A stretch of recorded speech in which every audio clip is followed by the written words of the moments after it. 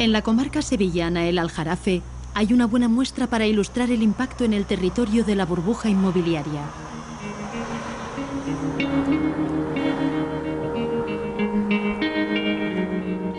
En pocos kilómetros hay ejemplos de casi todo.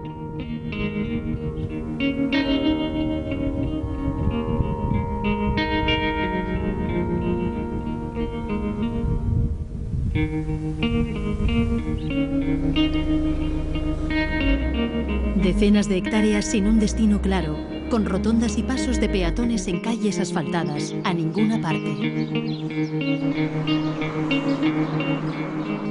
Hay hileras de chalets adosados que son alojamiento para nadie.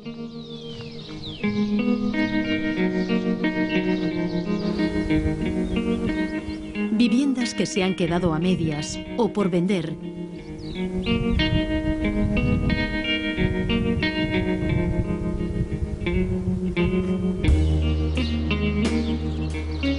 O que van siendo desvalijadas poco a poco.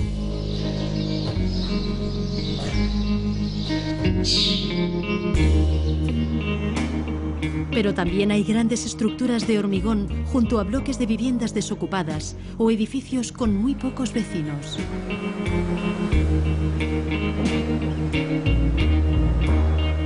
Los planes de ordenación del territorio tenían previsto en esta comarca una gran operación de crecimiento económico y de empleo. Sin embargo, tras el estallido de la burbuja especulativa, abunda lo que la jerga financiera llama activos tóxicos, suelos o viviendas que ya no valen lo que prometían.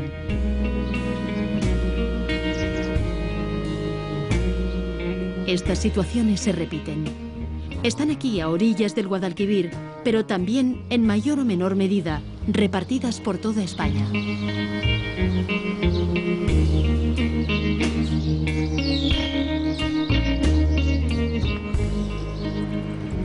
Esta es una promoción a orillas del Ebro, en Tarragona.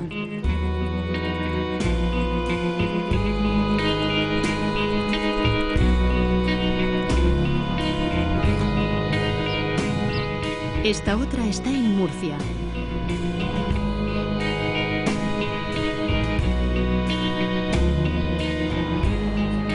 Y esta en La Muela, Zaragoza.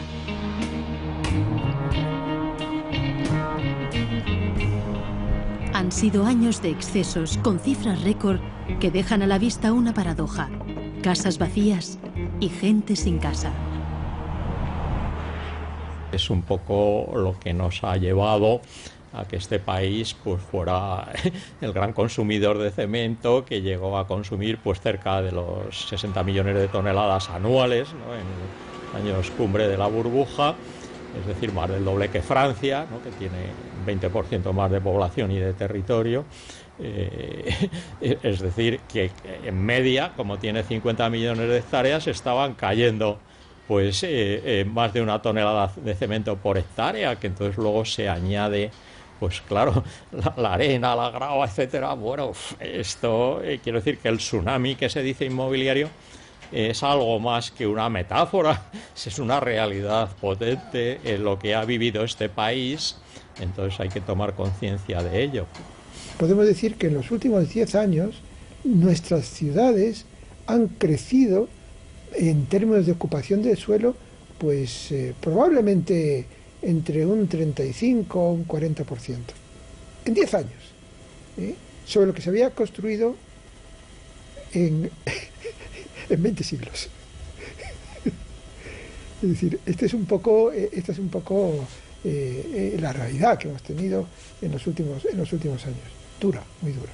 Parece algo absolutamente absurdo. Las viviendas son un alojamiento, las viviendas es un objeto costoso, caro, requiere inversiones importantes, y sin embargo nos encontramos con que hay muchas que no tienen ninguna utilidad y probablemente no la van a tener nunca. Es algo absurdo, porque el que haya casas sin gente está en relación con el mercado. La vivienda está en el mercado libre, tiene unos precios excesivamente altos, y hay muchos hogares que no tienen capacidad de renta para acceder a esos precios.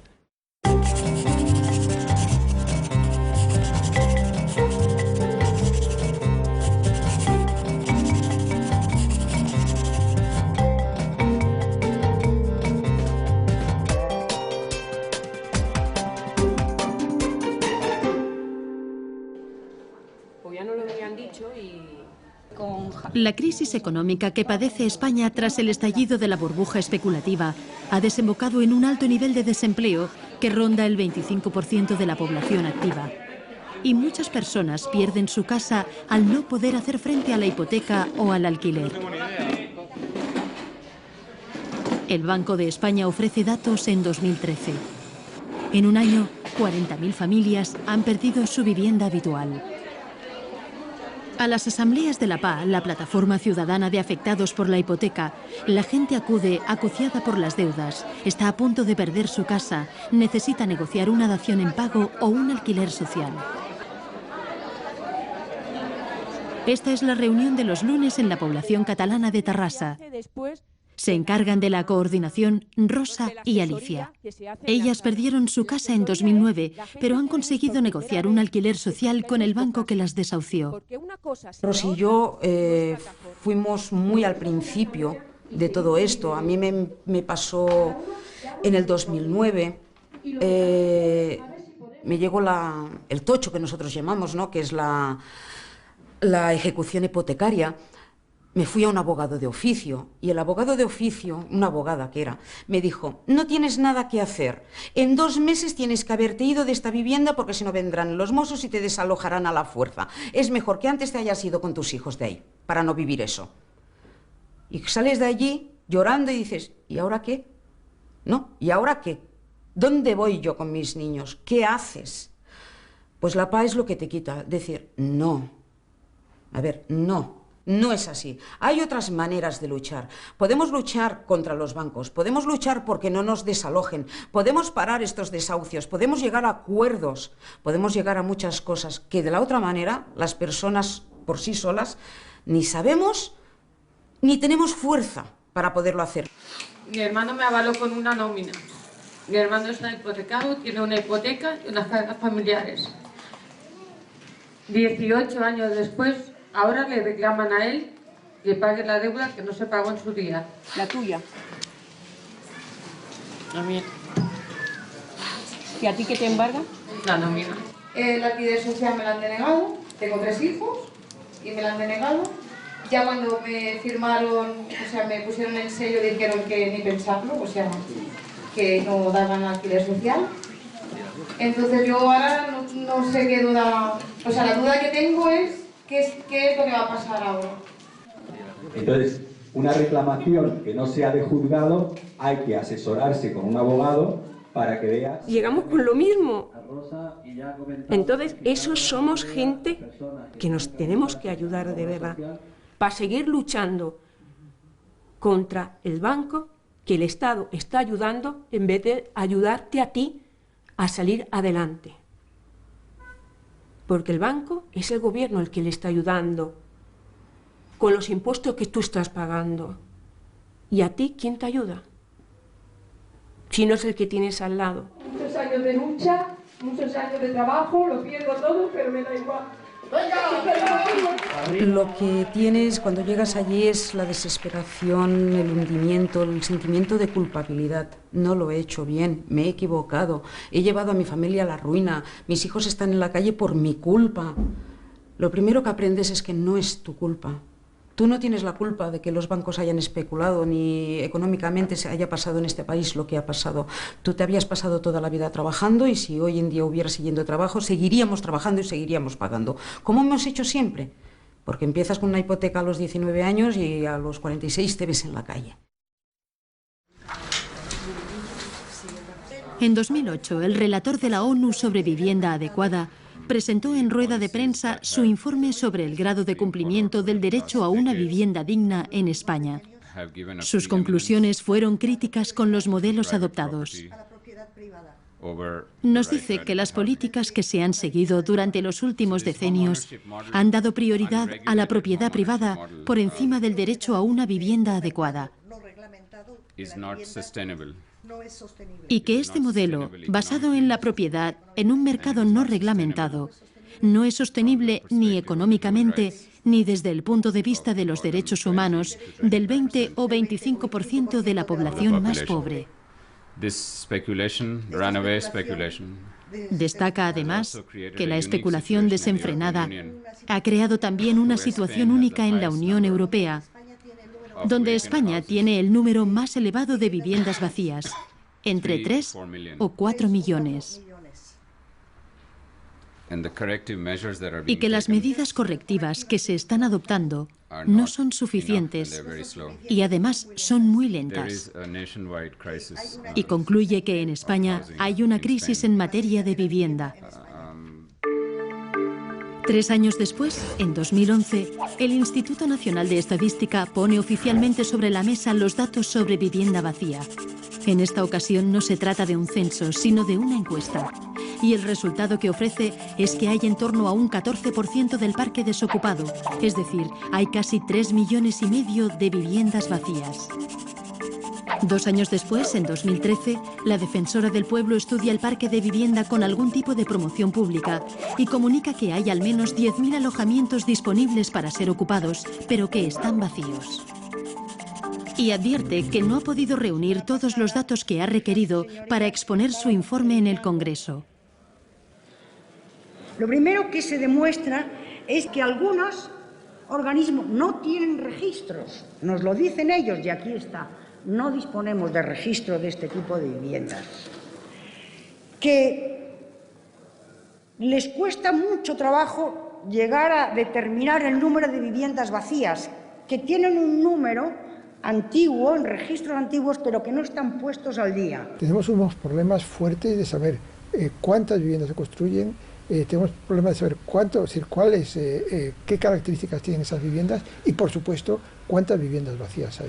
Tenemos un buen catastro y tenemos un registro que está bastante bien. Y a partir de ahí tenemos lo que es físicamente que existe una vivienda, pero las características de esas viviendas a veces se nos difuminan. Si se trata de una vivienda vacía porque la persona está fuera temporalmente, si se trata de una vivienda vacía porque es una ruina, si porque es un litigio jurídico, si porque realmente es un espacio sobre el cual se está especulando, o simplemente si se trata de una vivienda que no se llega a vender porque no hay demanda para ella o porque el propietario no quiere adecuarlo a la demanda que existe.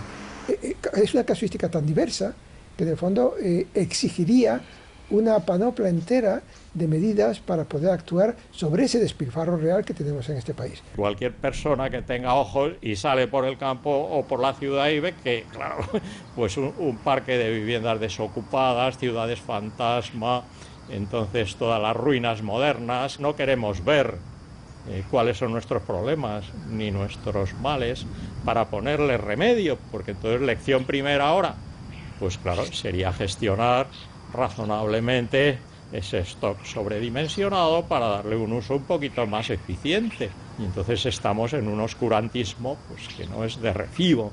Bueno, entonces precisamente si queremos gestionar algo habrá que saberlo muy bien.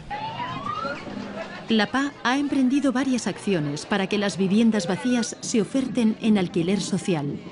Rosa y Alicia se encargaron de coordinar esta manifestación en Tarrasa, una de las poblaciones catalanas con más viviendas desocupadas. La campaña consiste en marcar simbólicamente las viviendas vacías que existen en cada ciudad para que la gente sea consciente, los bancos sean conscientes de lo que hay, que ellos ya lo saben, pero tal, y los ayuntamientos también sean conscientes de la cantidad de viviendas vacías que existen, mientras están todas estas familias en la calle. Es incomprensible que la gente esté en la calle, estén sin casa y las casas estén vacías solo para especular. ¡Caballero! Esta opción se ha dado en toda España. Rosy. Gente sin casa. Y casas vacías. Esto es una vergüenza. Que hacemos dentro de todos, ¿no? El marcaje simbólico de viviendas ha ido en paralelo a la presentación de una moción en todos los ayuntamientos de Cataluña. Esta moción insta a realizar censos de vivienda vacía y a que se multen aquellas que son propiedad de las entidades financieras cuando llevan desocupadas más de 2 años sin causa justificada, una intervención que está contemplada en la Ley de Vivienda Autonómica.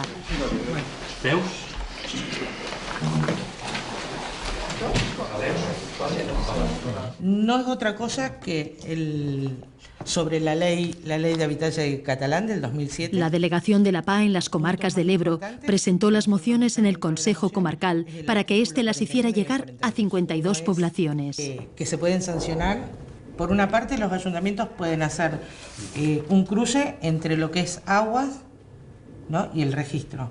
O sea, si hace 2 años que el contador del agua no funciona, es un piso desocupado. Amposta lo hizo súper fácil en el ayuntamiento. Cuando nosotros llegamos a llevar la moción, ya lo tenían hecho el trabajo. Y lo hicieron súper fácil, hicieron un cruce y nos sacaron más pisos a la luz de los que nosotros medianamente conocíamos. Estem davant d'una moció presentada per la plataforma d'afectats per la hipoteca i que ha tingut el suport de la Comissió Permanent del Consell de Ciutat i del Consell d'Habitatge Social. Per tant, la mayoría de los consistorios que reciben la moción dan su aprobación. El Ayuntamiento de Barcelona lo hace a finales de enero de 2014. I els efectes que assenyala aquesta declaració amb l'objectiu de garantir el dret a l'habitatge de la població i fer front a l'emergència habitacional. Finalitzada l'ordre del dia d'aquest Consell Municipal, aixequem la sessió.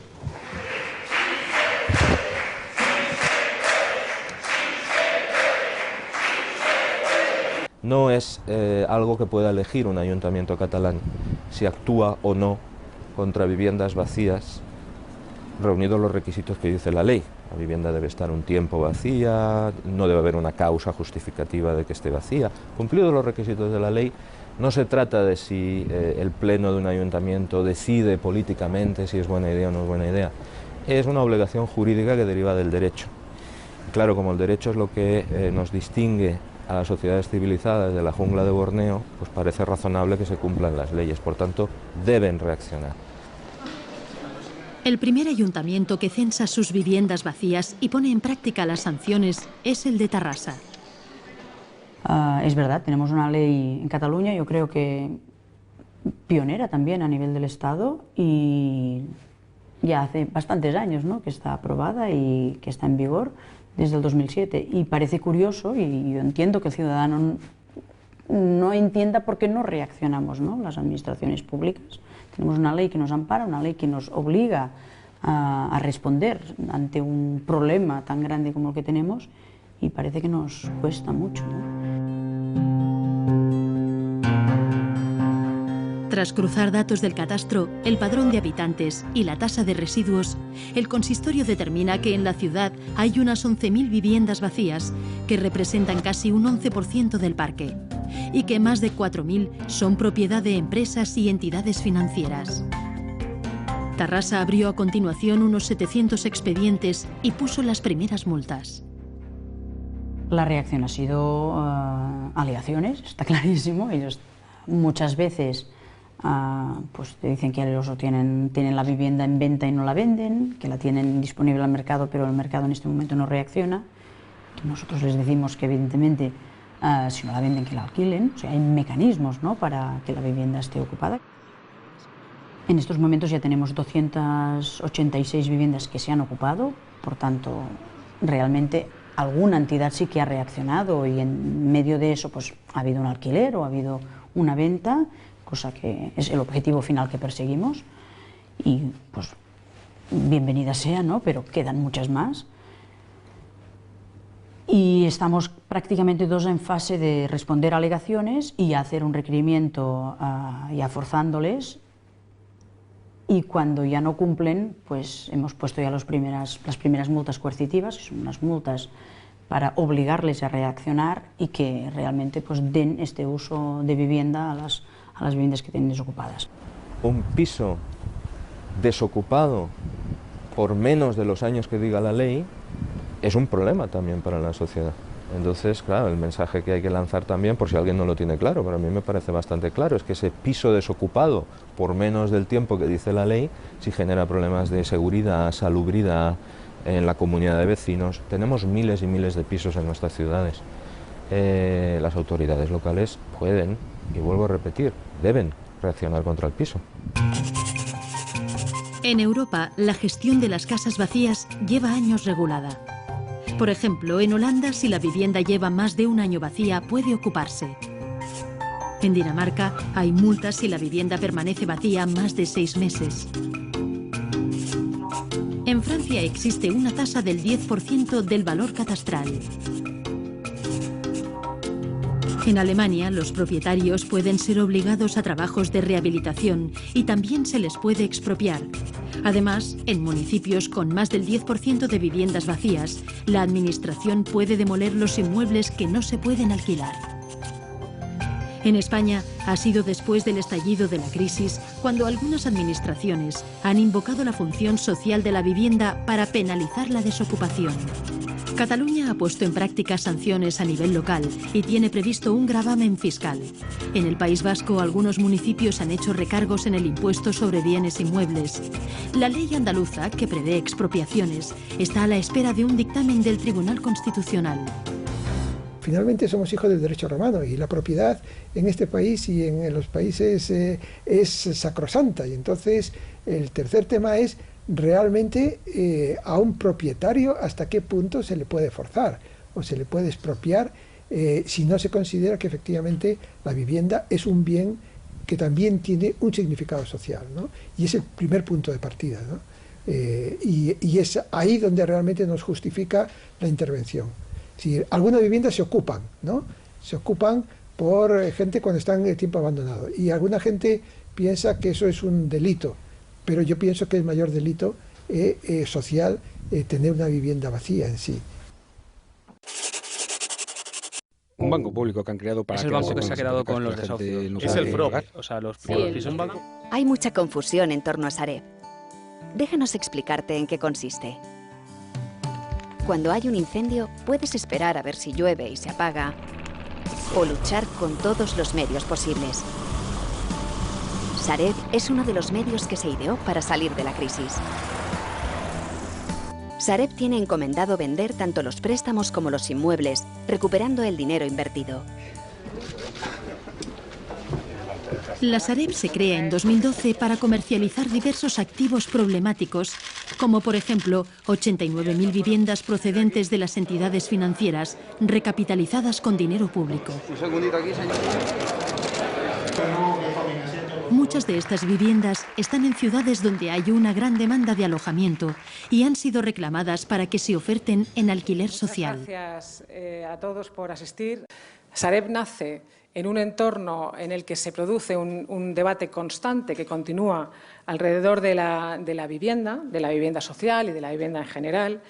Pero Sareb tiene una obligación marcada por una norma de rango legal, tiene un mandato explícito y es el que debe cumplir, y su mandato explícito es vender todos sus activos durante sus 15 años de vida, pagar todos sus bonos y los intereses de los bonos durante sus 15 años de vida y con eso minimizar el impacto sobre los contribuyentes de la reestructuración financiera española. No obstante, conscientes de que estamos en el entorno en el que estamos, Sareb ha hecho un esfuerzo y ha intentado ayudar a aquellas autoridades que son las que tienen competencia en materia de vivienda social y por ello estamos llegando a un acuerdo con la Generalitat de Cataluña, por la cual les vamos a ceder 600 viviendas de manera temporal para que las puedan dedicar a un régimen de alquiler social.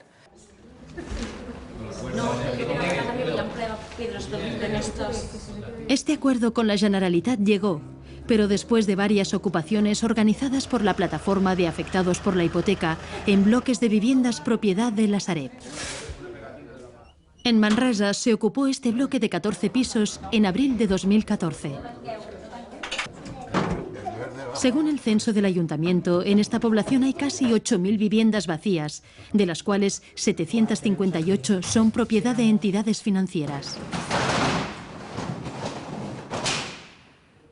Ahora mismo hay una familia que ya está viviendo aquí, Son 9 integrantes en su familia y están cobrando, creo que son 220 euros entre todas. Hay otra compañera que va a entrar seguramente la semana que viene, una mujer de 60 años que no está accediendo al mercado laboral y cobra 410 euros de ayuda, está pagando 350 euros de alquiler y ha perdido 15 kilos en un mes y medio porque no tiene ni para comer. Y tenemos 13 familias más que están pendientes de firmar la dación en pago. El banco no ha dado alquiler social, por tanto se irían a la calle y la solución va a ser que entren a vivir también en este bloque. O sea que calculamos que en un mes, mes y medio, este bloque va a estar lleno. Siempre damos muestras de solidaridad en la plataforma y esta noche han dormido aquí 20 compañeras. Entonces estas camitas aquí pues es de la gente que se ha quedado a dormir aquí, en sacos de dormir, en hamacas improvisadas y un poco como hemos podido montarlo. Las primeras horas hasta que no se inicia un proceso judicial podrían actuar de oficio la policía, entonces estamos organizando la resistencia por si vienen, ser gente aquí, movilizar, llamar a los compañeros y compañeras y poder gestionar rápido la resistencia. No creemos que pase, pero siempre está bien vigilar y tener la espalda cubierta para poder proteger el edificio. Un precedente importante a esta ocupación fue la que hubo justo un año antes, en abril de 2013, en la calle San Ferran de Sabadell. La Sareb llegó a pedir un desalojo por la vía de urgencia y la plataforma hizo una campaña pública para reivindicar su acción en los medios de comunicación y en las redes sociales. ¡Nos veu fora!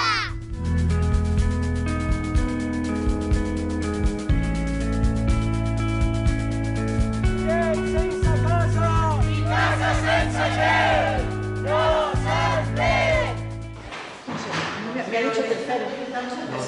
En estas 40 viviendas se instalaron 149 personas, de las cuales 58 son menores. El edificio llevaba 4 años vacío. Los ocupantes, entre ellos Matilde, que se alojó con sus hijas de 5 y 13 años, tuvieron que acondicionar cada vivienda y siguen con las reparaciones. Hola. Hola. Hola. ¿Qué pasa, compañera? Aquí estamos haciendo la reparación de los daños, de los desperfectos que tenían casi todos los pisos de aquí del edificio. Este tenía unas humedades muy graves, entonces estamos intentando que quede lo mejor posible para que la familia esté cómoda y pueda vivir dignamente. Desde afuera se ve muy bien, se ve que está en condiciones, pero las viviendas son las que están afectadas. De levantamiento de parquet, los zócalos están cortados también, hay ventanas que se estaban viniendo, las rejas que como vemos están descuadradas, están sueltas y las vamos sordando y arreglando. Este centenar de vecinos se ha organizado de forma colectiva. Se prestan ayuda entre ellos como una gran familia. Aquí le tenemos como nuestra tiendita de ropa reciclada.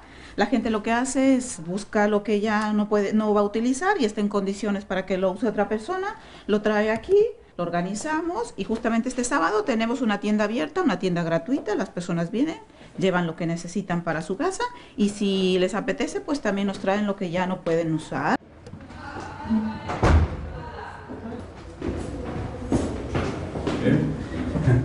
Hola.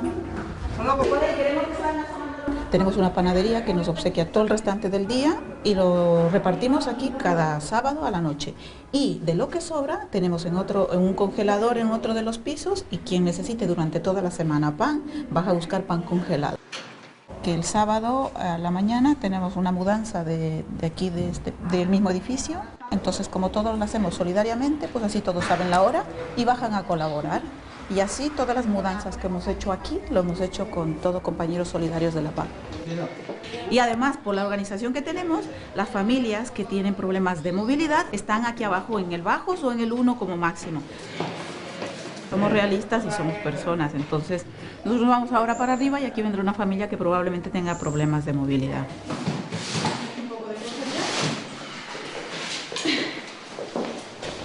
Pedimos desde el primer momento un alquiler social que incluso en ocasiones será un alquiler social cero, porque hay familias que tienen ingresos cero. Un alquiler que podamos pagar, que si la familia tiene ingresos 100 euros, tendrá que ser un alquiler de 5 euros. Es que eso es ser realista, esa es la situación que está pasando el pueblo español. No tenemos trabajo, no tenemos dinero, no se nos da ayudas. Los servicios sociales no nos asisten como tendría que ser. No tenemos otra opción. Este es nuestro último recurso. Tenemos que vivir dignamente y nuestros hijos tienen que estar bajo un techo. El bloque de pisos de Sabadell ha terminado finalmente en manos de la Generalitat, puesto que entró en el lote de 600 pisos que ha recibido temporalmente de la Sareb. Pero el futuro es todavía incierto para las familias que se han ido instalando en el bloque de la Sareb en Manresa. Esta pareja vive aquí con 3 de sus 4 hijos. Manuel perdió su trabajo en la construcción y la familia de Adoración tenía un negocio de zapaterías que tuvo que cerrar. Te vas quedando cada vez a menos, las deudas cada vez a más. Nosotros vivimos de ocupas. No es un orgullo, pero desde que estoy aquí puedo decir que a lo mejor soy yo más feliz que mucha gente que tiene mucho dinero. No por la situación, sino porque aprendes a valorar las cosas de otra manera. Las cosas materiales, te das cuenta que nada de todo eso tiene importancia. Que lo único importante es tener una buena familia, y yo tengo mi familia y aparte la familia de la PA, que es muy grande y de la que estoy muy orgullosa y a la que le debo mucho. Esta vida desde luego no es una vida que la quiera nadie. Nadie quiere vivir así, pero es una situación en la que te encuentras y que tienes que salir de una manera o de otra. Y bueno, los primeros días nos acompañaron muchísimo, no nos dejaron solos, nos fueron ayudando, trayendo comida, haciéndonos compañía. Y bueno, pues una vez que estábamos aquí dentro, pues a movilizar papeles con ayuntamientos. Yo voy a decir que entiendo a las personas que no lo comparten, que las personas que están bien no lo entiendan, porque yo cuando yo estaba bien, yo reconozco que no entendía estas cosas. Yo ahora lo estoy viviendo y cómo explicarle a estas personas que están bien que la vida te da una vuelta al 100% y te ves sin nada y que tienes que vivir de esta manera. Desde luego es algo que no lo quiere nadie. Entonces yo a estas personas les diría que no debemos juzgar, que lo hacemos todos, que es verdad, lo hacemos todos, pero lo último que deberíamos hacer es juzgar a las personas. Primero deberíamos conocer el caso, informarnos, intentar ayudar, porque bien que ayudamos a personas de fuera, en el sentido de que yo conozco mucha gente que se sienten orgullosos porque apadrinan niños, es muy bonito, y sin embargo a lo mejor tienen al vecino muriéndose de hambre.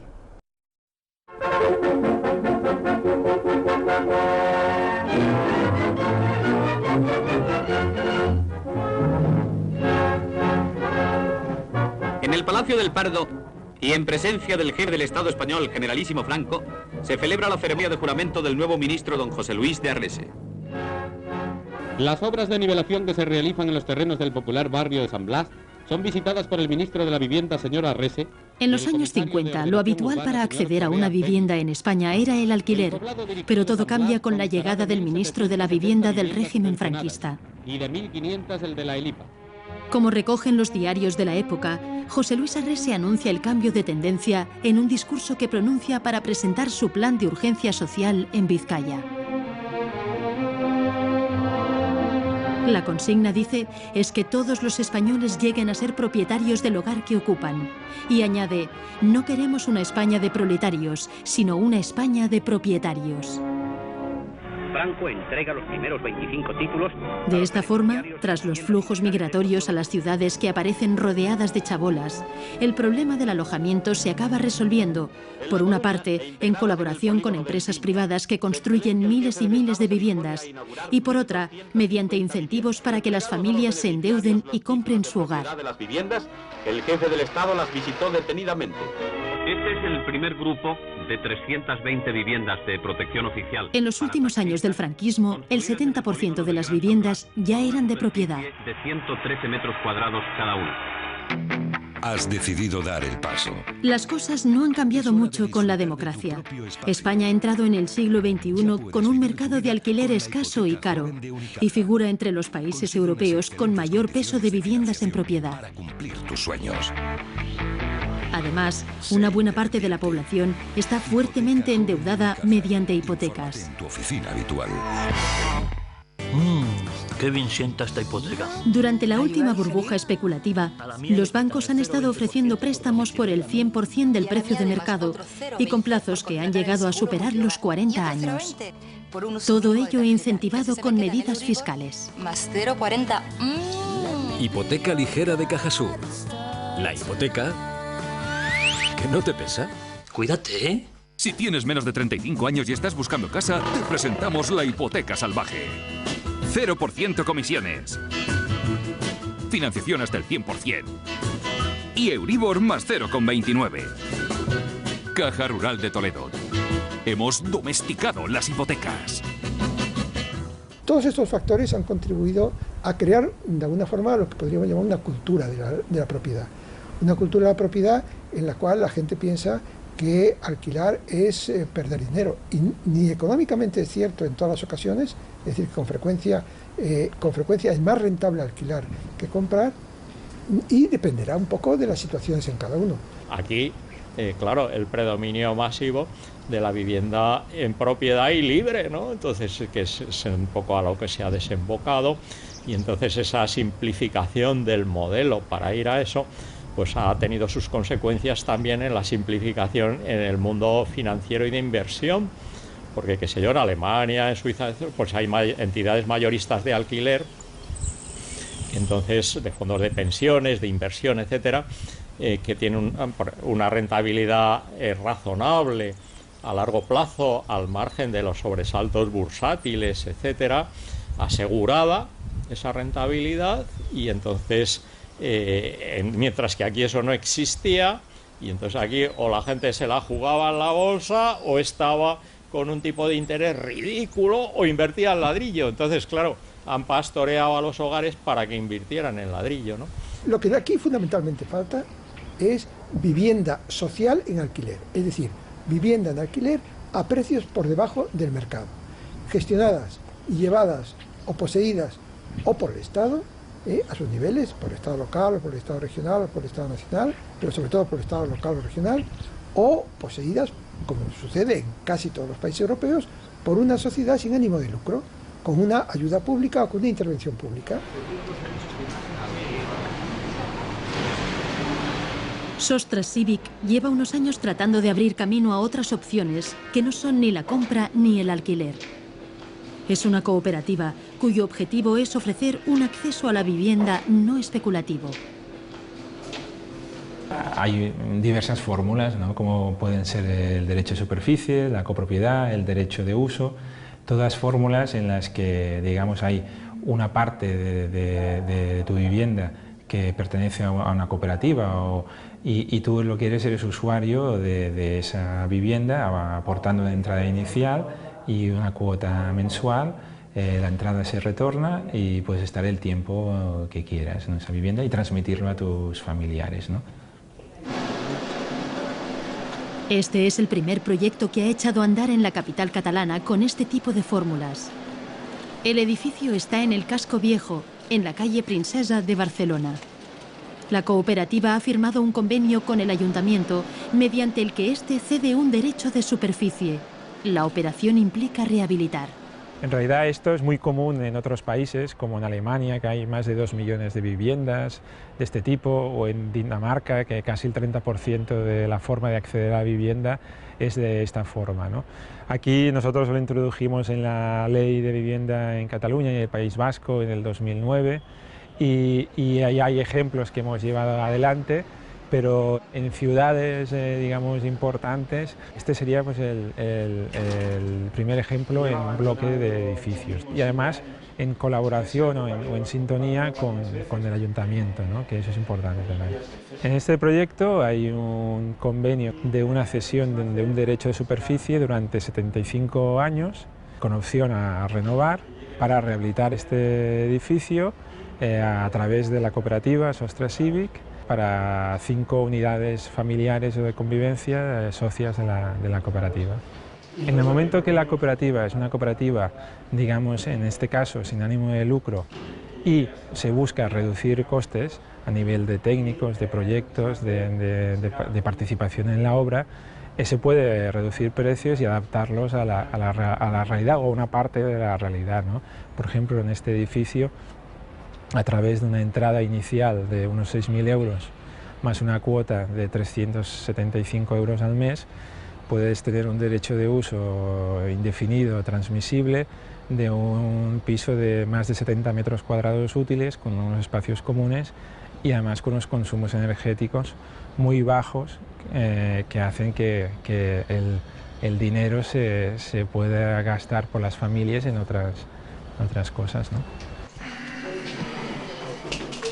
La sociedad es la que siempre va por delante y en realidad lo que está buscando es algo que sea más seguro y estable que el alquiler y no tan rígido y peligroso desde un punto de vista económico como es una vivienda de compraventa de hipoteca individual, ¿no?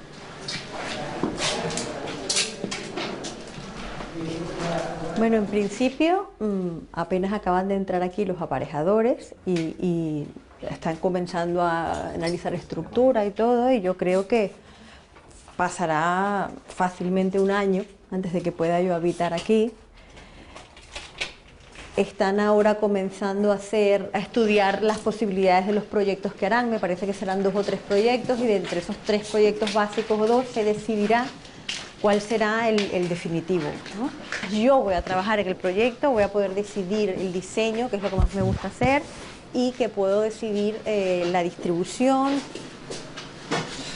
Económicamente es muy accesible, la inversión es mínima y es a muy largo plazo, ¿no? A mí me sorprende precisamente como, por ejemplo, profesores de universidad de arquitectura, ¿no? Personas informadas, cultas, y con una edad, ¿no? Es decir, que tienen ya unos cuantos años.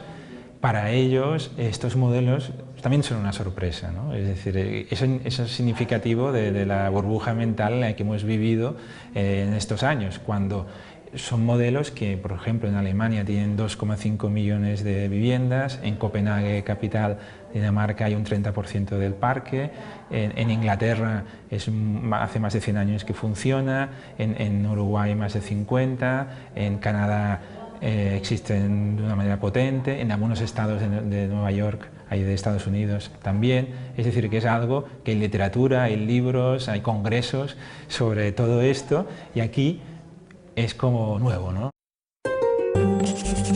En el siglo XX se reconoció el derecho a la vivienda como una necesidad básica e imprescindible. Pero en el siglo XXI ya ha aparecido una mirada más amplia.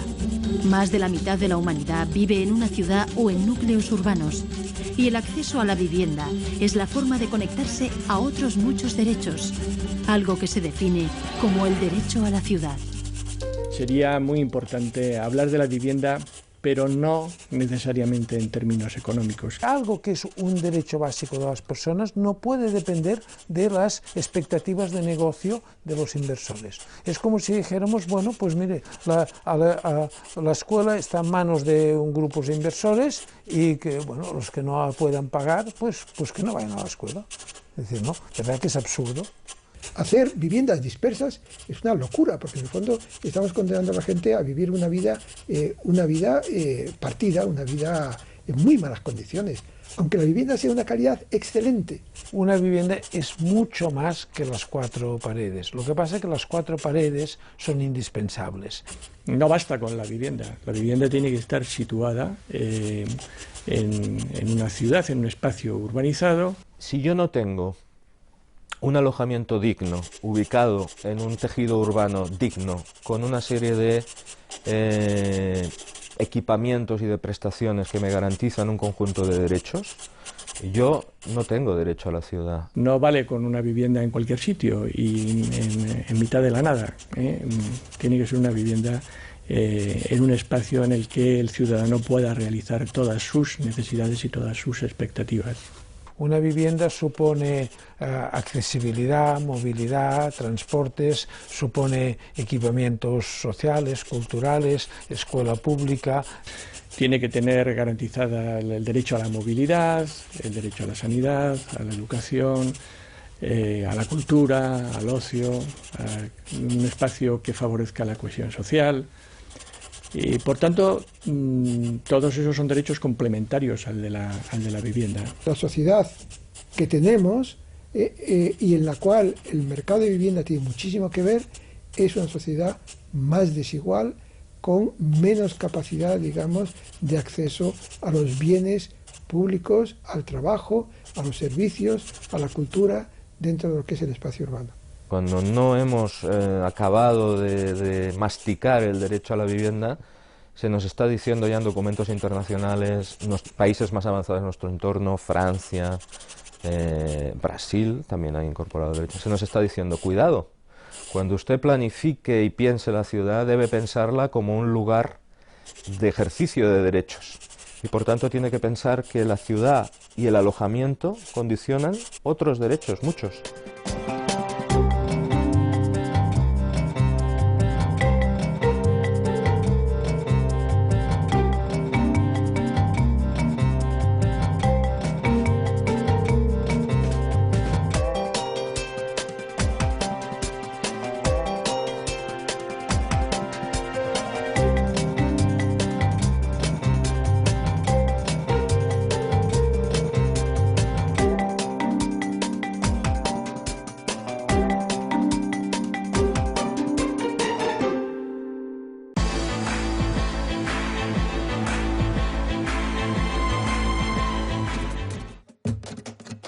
El jamón ibérico, un producto emblemático de la gastronomía española, está inmerso en una intensa transformación del sector.